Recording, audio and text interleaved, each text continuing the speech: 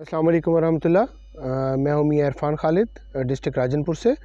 दरख्त और ऑर्गेनिक खेती के ग्रुप नंबर 10 के लिए आज की मैं वीडियो बना रहा हूँ, और बिलखसूस अपने उन दोस्त फार्मर्स के लिए जिनको डॉक्टर आसिफ शरीफ साहब विंडशील्ड फार्मर कहते हैं, या ऐसे फार्मर्स जो शौकिया जो है ना वो काश्तकारी कर रहे हैं और उनका ज़रिया माश जो है वो काश्तकारी से मुंसलिक नहीं है, वो ज़रिया माश कोई और ही है। तो उन लोगों के लिए है कि ये जो हमारे जो प्लांट्स हैं ये बिल्कुल इसी तरह ही होते हैं जैसे आपके पालतू जानवर।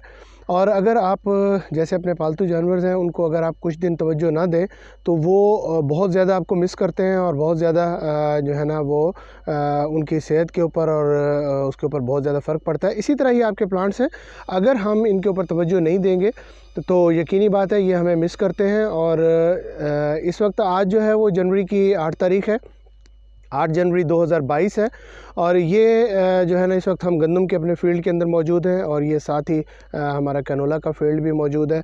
और इस वक्त धुंध आपको शदीद किस्म की नज़र आ रही होगी, और पीछे जो है वो शदीद किस्म की बारिशों का एक सिलसिला अभी अभी ख़त्म हुआ है। मुसलसल 3 दिन तक बारिशें रही हैं वक्फे वक्फे से लगातार, और 3 दिन तक सूरज जो है नहीं निकला।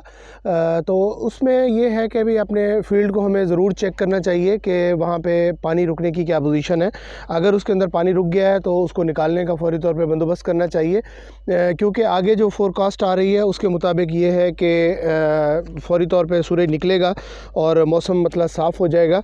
और जो ही मतलब साफ़ होगा तो सनलाइट बहुत तेज़ होगी, और उससे जो है ये नुकसान हो सकता है कि जिन ज़मीनों में पानी खड़ा होगा तो वहाँ पे जो है ज़मीन हीट निकालेगी और आपकी फसल जो है वो मुतासर हो सकती है। तो ये जो अभी हमारी क्रॉप है ये पिकनिक के ऊपर काश्त है गंदम हमारी, और इसके अंदर ये कैनोला की इंटरक्रॉपिंग आपको नज़र आ रही है। तो ये बारिशों से जस्ट 2 दिन पहले हमने इसको पानी लगाया था, तो उस वक्त मेरी भी गलती थी कि मैंने फोरकास्ट को चेक नहीं किया था, तो मैंने पानी लगवा दिया था। लेकिन अल्हम्दुलिल्लाह ये पिकनिक पर होने और रेस बेड पे होने की वजह से इस वक्त जो है ना वाटर चैनल के अंदर भी कहीं भी आपको पानी नज़र नहीं आ रहा। जितनी भी बारिश हुई है वो सारी की सारी बारिश अब्जॉर्ब हो गई है ज़मीन के अंदर, क्योंकि ज़मीन का हार्ड पैन टूटा हुआ था, और फसल क्योंकि रेस बेड के ऊपर थी, तो इसलिए जो है ना इसको कोई फ़र्क नहीं पड़ा अल्हम्दुलिल्लाह। इसके अंदर कहीं भी वाटर चैनल के अंदर पानी खड़ा हुआ नज़र नहीं आ रहा।